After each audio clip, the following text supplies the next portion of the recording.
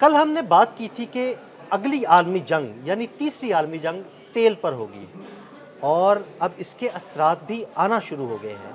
एक oil refinery पर भी हमला कर दिया गया है। ऐसे में मुस्तकबिल में पाकिस्तान से निकलने वाला तेल कितना महफूज होगा, इस बारे में आमिर रज़ा से बात करते हैं। आमिर भाई, कल हमने एक वीलॉग किया था जिसमें ये बात की थी कि अगली आलमी जंग जो है वो तेल पर होगी, लेकिन अभी एक दिन बाद ही इसके असरात भी आना शुरू हो गए हैं। आखिर क्या वजह है और इस मुस्तकबिल में ऐसा क्या होने जा रहा है? जी, बिल्कुल आपने सही कहा। कल हमने जब ये बात की थी तो बहुत सारे लोगों का ये ख़्याल था कि शायद ये ख़ाम ख़याली है, लेकिन आलमी जंग का आगाज़ हो गया। मैं इसको आगाज़ इसलिए कह रहा हूँ कि तेल के मुद्दे को लेकर अमेरिका बहुत संजीदगी से काम कर रहा है और इसी काम को लेकर उन्होंने यूक्रेन को जो है ऐसी रिपोर्ट्स दी जिन पर यूक्रेन ताक ताक कर ऑयल रिफाइनरीज़ के ऊपर हमले कर रहा है। अब जो नया ताज़ा तरीन हमला है, सूची पर हमला है और इस हमले से पहले भी रेयान ऑयल रिफाइनरी पे ऊपर हमला किया गया था, यानी रशिया के तेल को जो है निशाना बनाया जा रहा है। और रशिया की ये आप इसको समझे कि बैकबोन है, रीढ़ की हड्डी है उसकी तेल की और गैस की तजारत।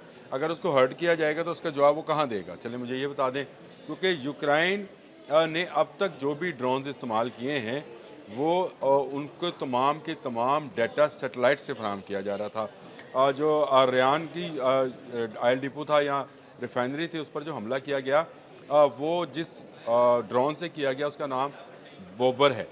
बोबर से मतलब बाबर ही है, जिसका मतलब शेर होता है। और ये 1000 किलोमीटर यूक्रेनी सरहद से 1000 किलोमीटर अंदर जाकर था।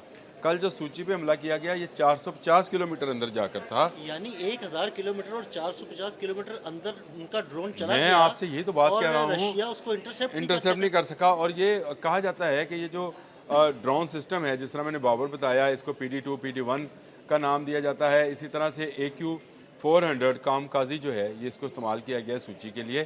तो ऑयल पर जंग शुरू हो गई है।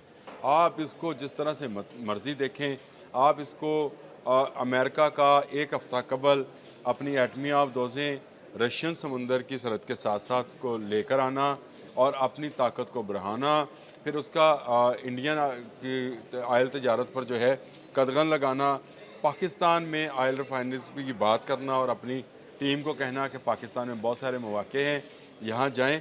तो ये आपको क्या ख्याल है कि एक गोली चलने से ये एटमी जंग शुरू होनी थी? इसी तरह के छोटे छोटे वाक़यात को अगर आप जमा करते चले जाएंगे तो ये एक बड़ी जंग की तरफ आपको जाता हुआ नज़र आ रहा है। और ये कोल्ड वार नहीं है, मैंने आपको बताया, ये ऑयल वॉर है।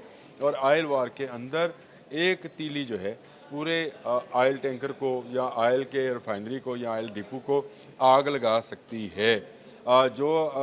कल रात को, हाँ जी, कल रात को जो सूची पे हमला हुआ था उसमें ड्रोन मारने में कामयाब हो गए रशियंस, लेकिन जहां ड्रोन मारा वो उनकी ऑयल रिफाइनरी के डिपो के ऊपर था। उसका मलबा गिरा और उस मलबे के अंदर क्योंकि मिसाइल सिस्टम नस्ब था वो फटा और जिससे ऑयल रिफाइनरी में बहुत बड़ा धमाका हुआ। अगर आप उसको देखें तो आपको कई किलोमीटर ऊपर तक जाती हुई आग जो है दिखाई देती है। ऐसे लगता है जैसे बहुत बड़ा कोई बम धमाका है। दुनिया के बहुत सारे चैनल जैसे अल जज़ीरा है, BBC है, DW है, AWD है, सारे चैनल्स जो हैं उस फुटेज को दिखा रहे हैं जो रशियंस ने जारी की है कि उनके ऑयल डिपो पर हमला हुआ है। और ये को पहला हमला नहीं है। अब तक इस जंग में ताक ताक कर रशियंस ऑयल को निशाना बनाया जा रहा है और ये रशियन ऑयल्स को निशाना यूक्रेन या वहाँ की फ़ौज या वहाँ के अकेले नहीं कर सकते हैं। आपको पता है कि नेटो की हमायत हासिल है और नेटो में सबसे सरबराह जो है अमेरिका है। और अमेरिका की सेटेलाइट जो हैं इस वक्त यूक्रेन रशिया वार के लिए बिल्कुल हैं। और धमकी दे दी है डोनाल्ड ट्रंप ने कि सितंबर में अगर ये जंग बंद ना हुई, यानी ये धमकी इस तरह की है कि जंग बंद भी होगी तो जंग जारी रहेगी, याद रखिएगा। और कहा है कि अगर ये ना हुई तो हम इंतहाई कदम उठाएंगे। और इंतहाई कदम क्या होगा आपके ख़्याल से? फिर एटमी आबदोज़ें क्यों लाई गई हैं? क्यों ये एक बड़ी जंग की तरफ जो है दुनिया को धकेला जा रहा है या खींचा जा रहा है? ख़तरनाक सूरत हाल है।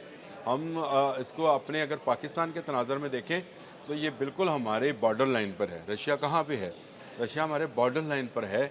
और अमेरिका जो है वो पाकिस्तान के साथ ऑयल की तजारत करना चाह रहा है, ऑयल की रिफाइनरी लगाना चाह रहा है, ऑयल की कंपनीज लाना चाह रहे हैं। तो इस वक्त हम कोई जंग अफोर्ड नहीं करते हैं। यहाँ तक कि आपने अभी ये बात की थी कि पाकिस्तान के ज़खायर जो हैं महफूज हैं जी। पाकिस्तान के ज़खायर इस वक्त तक महफूज हैं जब तक उनको निकाल कर बाहर ऑयल रिफाइनरीज़ में नहीं शिफ्ट किया जाता है। समंदर के अंदर हैं, इंतहाई गहराई में हैं और ये अल्हम्दुलिल्लाह महफूज हैं। इनको निकालने में अभी भी हमें 1 साल 3 साल जो हैं वो लगेंगे। गो के बहुत सारे जो हैं लोग इस तरह के व्लॉग्स कर रहे हैं कि बहुत सारे जहाज़ पहुंच गए, पहुंचा कोई नहीं है। हाँ, अभी तो लेकिन मुआहदे हो रहे हैं या मैंने बातें हो आपको रही हैं। टपाओ का बताया था, मैंने आपको अमेरिकन कंपनीज का बताया था, मैंने आपको बताया था कि पाकिस्तान की ऑयल मार्केट के शेयर्स जो हैं क्यों ऊपर जा रहे हैं, क्योंकि पाकिस्तान में अरबों बैरल ऑयल जो है मौजूद है। उसका जो आम तखमीना लगाया जा रहा है कोई 9.5 अरब बैरल कह रहा है, कोई 11 अरब बैरल कह रहा है, लेकिन इसका असल तखमीना लगाया नहीं जा सकता जब तक जो रिसर्च है सेस्मिक जहाज़ों की वो मुकम्मल नहीं होती। कहाँ से कहाँ तक ये किस पट्टी से लेकर किस पट्टी तक मौजूद है, गहराई क्या है और इसमें मौजूद ऑयल जो है उसकी पीएस वैल्यू क्या है, तो ये सारी चीज़ों के बाद ये अंदाज़ा लगाया जा सकता है कि पाकिस्तान में निकलने वाला जो ऑयल है वो क्या है और उसका फ़ायदा पाकिस्तान को अच्छा कैसे आमिर भाई, पहुँच मुझे सकता ये है। बताइएगा जी जी। कि रशिया की जो तवानाई की तनसीबात हैं उन पर हमले करना, इसका सीधा मतलब यही है कि उसे तेल और गैस की जो उसके पास दौलत है उससे उसको मफलूज कर देना, ताकि दुनिया भर में वो ममालिक जो रशिया से तेल ख़रीदते हैं उनका रुझान जो है वो मशरक़ वस्ती की तरफ हो जाए या पाकिस्तान की तरफ हो जाए और यहाँ से तेल ख़रीदना शुरू कर दें। देखिए मैं इसको इस तरह से दिल साहब समझता हूँ कि मैं समझता हूँ कि डोनाल्ड ट्रंप जहाँ पर बहुत सारे क्रेडिट लेते हैं कि उन्होंने पाकिस्तान इंडिया की जंग को बंद कराया और इसको वो कोई 38 दफ़ा 39 दफ़ा जो है इंटरनेशनल मीडिया के सामने कह चुके हैं। वो क्रेडिट लेते हैं कि उन्होंने हाल ही में एक झड़प हुई थी कम्बोडिया की और हाँ जी। उसका भी क्रेडिट वो लेते हैं। बहुत सारी चीज़ों का क्रेडिट ईरान इसराइल वार के रुकने का भी क्रेडिट लेते हैं। लेकिन यूक्रेन रशिया का क्रेडिट भी लेना चाहते हैं, लेकिन इस क्रेडिट लेने का तरीक़ेकार उनका गलत है। वो धकेल रहे हैं दुनिया को जंग की तरफ।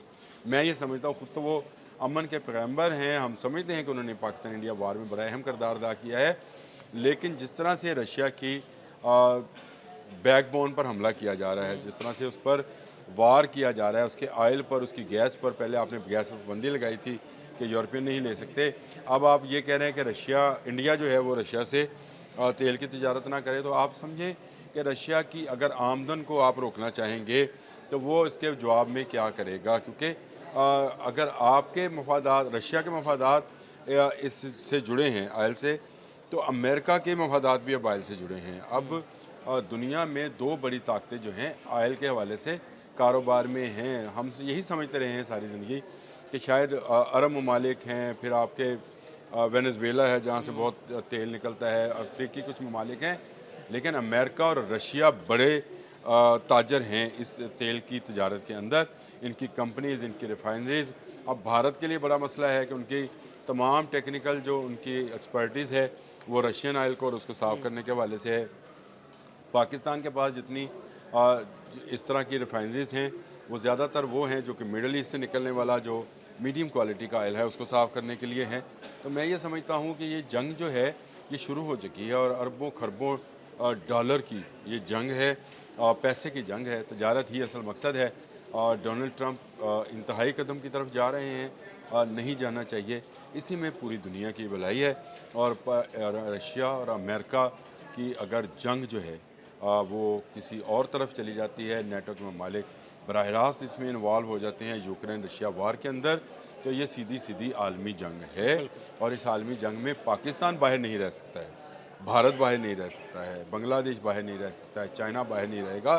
तो ये क्या सूरत हाल बनने जा रही है, बहुत खौफनाक किस्म की सूरत हाल है। यूक्रेन ने जो हमला किया है रशियन ऑयल रिफाइनरी पर, इसका जवाब रशियन अगेन किसी न किसी ऐसी ऑयल रिफाइनरी या डिपो पर देंगे जिससे अमेरिकी मफादात जुड़े होंगे और फिर ये आग जो है एक भड़कती चली जाएगी। ये इसी से मैं डर रहा हूँ। मैं क्या, सबको डरना चाहिए, क्योंकि आलमी जंग किसी के फ़ायदे में नहीं बिल्कुल होगी। ऐसे ही। बहुत शुक्रिया आमिर भाई जी, बिल्कुल अगली आलमी जंग तेल पर लड़ी जाएगी और बल्कि उसका आगाज़ भी हो गया है। आमिर रज़ा ने बड़ी तफसील के साथ आपको बताया।